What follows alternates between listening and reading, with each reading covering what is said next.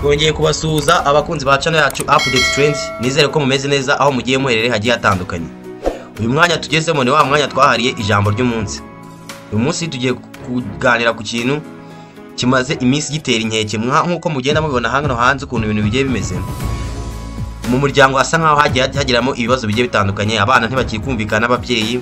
Si hose ariko nyine izo case nazo zigiye zihari nubwo zigiye atari nyinshi ahenshi na henshi, ariko nkuko mubizi bigiye bihari, abana batakiri kumvira ababyeyi. Tugiye kumenya ati ubundi bigenda bite, haba habura iki nyine kubera iki abana basigaye bari kwitwara gutya muri iyi minsi. Mubyeyi tugiye kumenya hanga, tugiye kwanda tuganire ku nshingano z'umubyeyi hanga, ariko si ukuvuga yuko ababyeyi mu nyumve neza, si ukuvuga ngo tugiye ngo hangaha ngo tugiye kubarusha ubwenge cyangwa se ngo tugiye kuba torosha uko murera abana banyu, ariko no kuganira hamwe kugira ngo duhuze ibitekerezo tumenya ati se haba habura iki, habasabwa iki nyine kugira ngo umwana yumve ameze neza, yumve nyine ari free ku mubyeyi we, ku buryo ikindi nawe nyine kumwumvira bitamugora cyangwa se yumva ko ari nk'inshingano ze muri rusange. Ubundi tugiye kureba umubyeyi agomba gukora cyangwa ibintu umubyeyi akorera umwana kugira ngo umwana azamukane indangagaciro n'uburere byose nyine bigiye bitandukanye byiza, kugira ngo abe wa mwana muzima nyine ushobora kuvuga ati umwana mwitezemo byinshi byiza. Mbere na mbere umwana mu urukundo unamutega amatwi, urukundo no kumutega amatwi. Umwana akenera kumva ko akundwa kandi yitaweho. Murabizi namwe akakanya namwe nubwo n'abandi bakuru nyine n'ababyeyi iyo ari bakuru ariko babakeneye wa muntu mwitayeho, kumva ko nyine witayeho bifite ukuntu bigufasha mu mutwe gutekereza neza. Iyo uzi ko ari umuntu kwitayeho, umuntu guhangayikira kandi umuntu gutega amatwi, niba ufite igitekerezo gishyashya ukaba wakimusangiza, kumva ko nyine hari umuntu uba umwitayeho cyangwa se umuntu umutega amatwi, ibyo bintu byose kiramufasha cyane. Kwereka umwana urukundo bituma yizera abandi kandi akiga kubaha. Nyine uko umukunda, uko umwereka urukundo, uko umutega amatwi bimwigisha no kubaha, akaba nyine nawe yavuga ati nanjye rero no ubwo umubyeyi wanjye anyereka ibi byose nanjye ni byiza ko izi mbuto nazerera abandi, akaba muri society nyine wa mwana muzima, wa mwana w'ingira akamaro. Ikintu cya kabiri ugomba gukora umubyeyi, kuganiriza umwana neza, muganirize neza, kabone yaba ari mu mafuti, icara hasi umuganirije utuje, umuganirize neza, kuko buriya biramufasha kumuruhura mu mutwe. Kuko iyo yamaze gupanika buriya uko mutabizi, ariko buri mwana yakoze ikosa nawe ntabwo abatuje, buri wenyine aba afite nawe mu mutwe afitemo zagaragara. Yego nubwo rimwe na rimwe aba yihagaze akafata ntabwo ari gutera intambwe ya mbere ngo aze gusaba imbabazi, ariko abantu baba yabangamiwe. Ariko iyo uje kumuganiriza utuje witonze, bimufasha abana yo kuruhuka mu mutwe, akaba yaba open, akaba yakuganiriza ati se bundi ibintu bimeze gutya, iki kubitera ni iki ngiki, nyine akaba yafunga mutwe ariko wamuganirije utuje. Kuko iyo uje afite cyakintu gisa nka depression mu mutwe, nawe ugahita ufatira hejuru uzamukiye hejuru, urumva nahandi akomeza kugenda yihagararaho bikaba byakanga. Ganiriza umwana mu buryo bworoheje kandi bwubaha, unamwubahe nyine. Bura kubaha umuntu wese akunda umuntu umwubashye. Nimba rero ushaka kugira ngo mugende neza, sisa nk'umushyiramo ikintu cy'icyo wamwubayeho gato, kugira ngo abashe kumva ko nyine nawe ari umuntu kandi nyine yumve ko nyine nawe ari icyo ari imbere yawe. Niba yakoze ikosa umusobanurire aho yibeshye, aho kugira ngo uze umuhutaza, musobanurire ati byari kugenda gutyo kugira ngo bigende neza, byari kugenda gutya, kuko ashobora no kuba yarikoze atariyizi nta wamenya, ariko musobanurire ati byari kugenda gutya, ari gukora iki ngiki, kugira ngo abashe kuba yanakuramo inama nyine n'ubutawe atazongera kurikora. Shyira imbere kwigisha aho guhana gusa. Niba akoze ikosa, mbere yo guhita uza uhana gusa, banza uramwigishe. Shyira imbere kwigisha, apana kuzajya buri gihe muhura hano oya, ni hano usanga yarakurakariye, yaramaze kugira indi shusho gufata mu mutwe bitewe n'ukuntu uhoroza buri gihe ufatira hejuru hano. Shyira imbere kwigisha, apana guhana gusa. Kuko buriya hari no ku kindi kintu ababyeyi bajya bibeshyaho, ukubika umwana n'igitutu nibyo byiza. Oya, ntabwo ari byiza, kuko ahubwo inama nizo za mbere kumwigisha nyine, kugira ngo areke kubaho acungira ku jisho ryawe, ahubwo abeho mu mutima nyine nawe afitemo ikintu cyitwa control ye ku giti cye. Kuko ntawamenye ejo bundi ubuse ejo cyangwa ejo bundi upfuye byashisho ry'igitsure zaba rigiye, urumva uri gutekereza ibintu yasigara akora nyuma yaho. Ariko iyo wamuhaye uburere, wamwigishije neza, ari wa muntu nyine wicaje ukabiganiriza neza, ibyo neza bigumana mu mutwe, kabone n'ubwo waba udahari azakomeza. Bimwe yamenyejwe, bimwe yatojwe, ariko nabaho buri gihe akorera ku jisho ry'igitsure avuga ngo urahari nsindakora iki, kuko ujya wajya ndeba umunsi udahari urumva ibintu azakora bizaba ari ibintu bibi cyane kurusha ko yarabikoze mbere. Ikintu cya gatatu, mwigisha indangagaciro. Indangagaciro nyine amenye ngo ese ubundi ibi bintu ni byiza, iki ni kibi, mwishe gutandukanya icyiza n'ikibi. Nyine amenye za ndangagaciro, avuga ati iyo niba kuba nkoze iki, uretse kuba wenda baranakimpana, ariko no muri rusange nkoze ikosa rikomeye rihambaye, nyine abashe kuba yamenya indangagaciro. Utoze kubaha abandi, gusangira, kubaha ababyeyi n'abakuru. Usanga ari mwana ufite ikinyabupfura, kuko hari ukuntu ushobora kuba mushyira igitsure ari we yubaha gusa, nyamara yagera ahandi bitewe n'uko ntawe rero ugasanga abandi ntajya bubaha. Ibyo ntacyo byaba bimaze, ko tuberaho sosiyete. Kuba yazageza kubaha gusa kubera gutinya nabyo nta kintu cyaba kirimo. Yigisha indangagaciro, amenye kubaha abantu bakuru, amenye ko yitwara igihe ari mu bandi, amenye ibintu byinshi bigiye bitandukanye. Mwereke ko uburere si amagambo gusa, ahubwo bigaragara no mu bikorwa bya buri munsi. Abashe kwamenya ati umuntu ufite uburere bundi bikorwa agira nibiye. Kuko ibyo birafasha, bituma muri sosiyete bamugira icyizere, bakaba nawe bagira inshingano zibasha kuba yahabwa, nyine bikaguhesha ishema kandi nawe nk'umubyeyi kubona umwana afite uburere hanze, ari wa mwana uzi kubana n'abantu bakuru, abana, nyine byose birafasha, buriya bimufasha mu iterambere rye, ariko nawe n'umubyeyi biguhesha ishema. Ikintu cya kane, mushyireho imbibi n'amategeko. Iyo umaze kumuganiriza waratuje, nyine abonye ko mwamaze kuba inshuti, ibintu byinshi bigiye bitandukanye, n'ahandi umushyiraho amategeko ntamubangamire. Nyine iyo ushyizeho amategeko aravuga ati burya mama arankunda, nyine turanaganira turahuza, ariko buriya nawe kuko agomba kuzamo akantu kuko uri umubyeyi. Kuba mwaganira ariko agomba kuzamo akantu kuko uri umubyeyi, bikaba ariyo ya mpamvu ugomba gushyira amategeko n'imbibi nyine atagomba kurenga. Kuba muganira muhuza, umwana amaze kuba inshuti, ariko si bishatse kuvuga ko uri umwana mugenzi we. Shyiraho shyiraho amategeko rero agomba kugera mugarashyeho n'imbibi, nyine amenye ngo nubwo bimeze uko ariko hari ikintu ngomba gukora, hari n'ikintu agomba gukora. Umwana agomba kumenya ibyo yemerewe n'ibyo atemerewe. Iyo umwana atagira imbibi akura tubaha amategeko. Mutoze rega no kuba amategeko ko sosiyete anga kuno hanze bimeze babizi, ari igihugu kigira amategeko, ari ishuri aziga muri gira amategeko, ariko n'ubu utaramenyeje kera kose kubahiriza amategeko urumva bizamugora kuba hahandi nahagera. Amategeko agomba kuba asobanutse kandi yoroheje. Ushyira amategeko nyine ku rwego rwe, ureke gufata umwana w'imyaka 10 ushanye kutangiye kubaha amategeko y'umwana w'imyaka 30. Kandi nawe niba amaze gukura amenya ko akuze, nyine utangiro use nk'umubohora, asobanukirwa isi yo hanze. Ureke kugumaza umwana, usanga umwana afite imyaka 25 ariko nanone cyamuyobora nk'uyobora umwana w'imyaka 10. Oya, mureke niba uzi ko wenda uruhare rwawe mbere kera rukoze neza, ari wa mwana wakuranye uburere, nanjye icyo gihe uzase nk'umubohora, nawe atangira agere hanze, amenye isi yo hanze, amenye kuko buriya ntabwo muzahorana, tangira amenye ubuzima bumeze bite. Cya gatanu, utoze gukora no kwigira ku bandi. Umurinde ubunebwe. Ubunebwe ni ikintu nyine kimunzi isi. Isi imaze kugira abanebwe benshi, bakumva ko nyine umwana wawe ikintu cyose azagikorerwa n'umubyeyi. Ikintu mutoze gukora. Buriya ni byiza ko umwana yajya ku myaka 10 ariko atangiye kumenyerezwa kwimesera.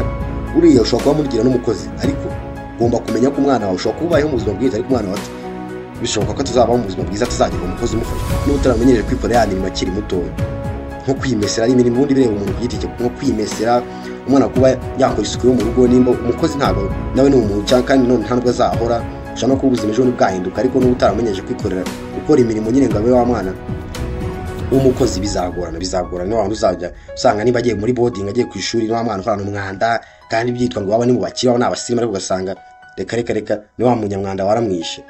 Mwigisha gukora imirimo yoroheje bitewe n'imyaka ye, nyine umugenera imirimo nyine igendanye n'imyaka ye. Iyi mwigisha inshingano n'ubwiyunge n'abandi.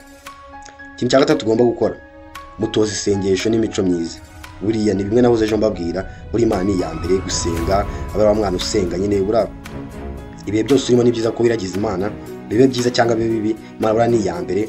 Ugomba gusobanukirwa ko Imana nyine ishobora byose, kandi ugomba kuyiba hafi. Ko mu buzima bwa buri munsi niko byagenda kose, ugomba Imana kuyiba hafi, kuko ubuzima butarimo Imana nk'imodoka itarimo shoferi. Buriya ibyo wakikora byose, ubusitani bwose aho ufite iki, nyine imirimo yose waba ukora, ibuka ko Imana buriya niyo igena byose. Buriya nawe abasitani muba mubona, cyangwa se ukaba wakibeshya ngo roro modo wanjye ni uriya, ngo niba afite center n'imana. Buriya bari abantu baba basenga, nuko ubwo buriya umubona mu ishusho wenda yo mu kazi yo hanze gusa, ariko buriya nawe abajya afata umwanya agasenga. Buriya ubuzima butarimo Imana nyaboneka nakubwira ngo nta kintu waba ufite. Ikintu cya kabiri ugomba gukora, kumwereka urugero rwiza. Ubundi ibintu byose ntabwo birangira ku magambo. Niba umwigisha kubaho muri society neza, nimwigisha gukora, naye mubera urugero. Ibyo byose ubanza kumwigisha, banza kuba ariwe nabikora, ajye anakwigiraho. Abona tuvuga ati buryo mu byo nubwo ndumureka, ariko mu byo yanjye arakora, ibyo bizamufasha nyine kuba avuga ati ntazamusebya. Nimba umubwira ngo nanajye umenya kubaha abandi, nawe wa mbere atari wawe uzajya ahora yumva umubyeyi we. Niba ubona rwacitse muri quartier, niba uhora ibirego byose izina rye rikora riza mu ngo, nyine ngo agasuzugure, reko mubera urugero. Nawe mubera urugero, umwana yiga cyane abona ibyo ababyeyi bakora kurusha ibyo babwira. Buri umubyeyi ibyo akora niyo shusho ikurira mu mwana. Nuba umubyeyi ukunda gukora cyane, umwana azakura avuga ati shaka kwiga, avuga ati nyine kuko niwo muhora imbere kenshi, niwe muhorana cyane, kandi buriya umugani baca ngo iyo wiriganye na suneba nkayo. Nirirwa mu bakozi uzaba umukozi, nirirwa mu banebwe nta kabuza nawe uzaba umunebwe, nirirwa mu banyangeso mbi nawe nta hantu wazicike. Ubwo rero umwana nawe mubera urugero.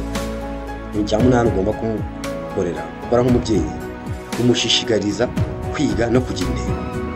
Buriya nawe mwarabibonye kugira uburezi ni ubwa mbere. Umuntu udafite uburezi sinzi kwiga buriya kuba wakora, kuba wagira ute, kuba wanyuma mukize bingana icyo uvuga wenda sinzahonda n'ubuzima, ariko kwiga ni ubwa mbere kuko bifungura mu mutwe, kandi mwigisha no kugira intego. Gukorera ku ntego ari byiza, kuvuga ati umwaka uyu ndashaka kwaciye ibintu iki ngiki, ndashaka kugira ku intego. Buriya birafasha nyine, bituma wirinda ibintu by'ubunebwe. Iyo ubona ko hari byinshi ufite byo kwacivinga wongera n'imbaraga, kuko the more you plan the more you have to use more effort. Uko upanga byinshi koresha n'imbaraga nyinshi kugira ngo ubigereho. Ariko naba atari wa muntu utajya ugira intego mu buzima bwe, ni wa muntu udafite nyine icyabura, ko yavuga ati umunsi ndirirwa ndyamye nta ntego afite ashaka kwaciva, niyo mpamvu nta n'ikintu kiri kumurushya mu mutwe. Reka nyine avuga ati isaha n'isaha ndabyukiye, cyangwa isaha n'isaha nzakora, nzaba nkora abantu. Ariko niba ufite intego nta kabuza ushyiramo imbaraga nyinshi kugira ngo ubashe ko wacivinga za ntego zawe. Niyo mpamvu rero umubyeyi yigisha umwana kugira intego, ariko mwibuke ko niba umwigisha kugira intego nawe ugomba kuba uzifite, uzigira umwana proof zifatika. Ikintu cya 9, wigishe kubana neza n'abandi, kwa kuba muri society nyine abari muri family na society, nyine society mwibonamo n'abayibonamo bafashanya, kuko buriya society twabonye ko ari ikintu iri mu bintu bitatu bagomba kurinda neza, nyine kugira ngo atayitakaza cyangwa se ukipinga reputation nziza muri society, kuko biriya birafasha, bituma abantu bakwiyumvamo, kandi mwafatanya mukagera kuri byinshi. Kuko buriya ni inama nyinshi ugomba kujya umuntu ajya abonera mu bantu bagiye batandukanye, kandi buriya ntabwo wamenya ngo iyo ugize ikibazo uzafashwa nande. Niyo mpamvu ugomba kumwigisha kubaho neza muri society, kuko ejo n'ejo ushobora kuba wagenda wava mu buzima, azasigana na ya society n'izamufasha mu gihe wenda atari yakagize nk'ubushobozi bwo kuba yakifasha ubuzima ari umwe. Ariko niba waramwigisha kubaho neza muri society, ya society izaba yaratangiye kumwiyumvamo, uvuga ati uriya mwana agize ibibazo, ariko mu busanzwe ni umwana ufite uburere, umwana ufite ikinyabupfura, ubasha kuba wamufasha nyine nawe mu byo atamenye, nyine babasha kuba bamufasha, mubanje kuba bamuteza imbere. Mwigishe kuganira neza, gufasha abandi no kubabarira. Byose urumva ni indangagaciro z'umuntu muri society neza. Gufasha, kubabarira, nimba nyine agize iyo experience ko nyine iteka n'iteka abenshi bazamukorera amakosa, ariko umushyira umutima wo kubabarira. Niba yagiranye ikibazo n'undi, mwigishe uko yasaba imbabazi no gukemura ibyo bibazo neza. Buriya abantu benshi bakunda kugira akantu ko kwihagararaho, kuko gusaba imbabazi ari ikintu gisebetse. Gusaba imbabazi ntabwo ari ikintu gisebetse. Gusaba imbabazi ahubwo ni intambwe ya mbere igaragaza ko umuntu ari umuntu. Buriya ntabwo nta muntu udakosa, ariko niba munabizi neza no mu myizerere, Imana ntabwo yanga umunyabyaha, yanga icyaha. Ariko muri cya gihe ukora icyaha cyose, ntugire umutima wo kwasaba imbabazi, wo guca bugufi, ubashe kubagena nyine umuntu umwereka ko ikosa wakoze urizi wabonye ko warikoze. Iyo umusabye imbabazi n'ubu ukora ikosa, nyine ubasha kumva ahita yibuka ko burya turi abantu twese turakosa, ariko kuba wagize uwo mutima wo gusaba imbabazi bimutuma yoroshya umutsi, akavuga ati uyu muntu at least nubwo yakoze ikosa, ariko yabashe kuba yaca bugufi, nyine aranyegera, azabasha kuba yansaba imbabazi, nanjye nyine akumva ko nawe nta mpamvu afite yo kutakubabarira. Rero n'umwana wawe mubyeyi mwigishe gusaba imbabazi igihe aguye mu ikosa, ariko umwigishe nawe ubwe kubabarira, atazajya aba ari wa muntu uhora usaba imbabazi ariko utajya uzitanga. Amenye gusaba imbabazi igihe aguye mu ikosa, ariko amenye no kubabarira. Ikintu cya nyuma, muganirize ubuzima bwo kure. Mubyeyi, umwana reka kuvuga, hari ibintu benshi bavuga ngo biteye isoni ko wamuganiriza mu buzima bw'imyororokere, ko wamuganiriza ukuntu isi hano hanze imeze. Ibyo byose bimuganirize, kuko ni reality.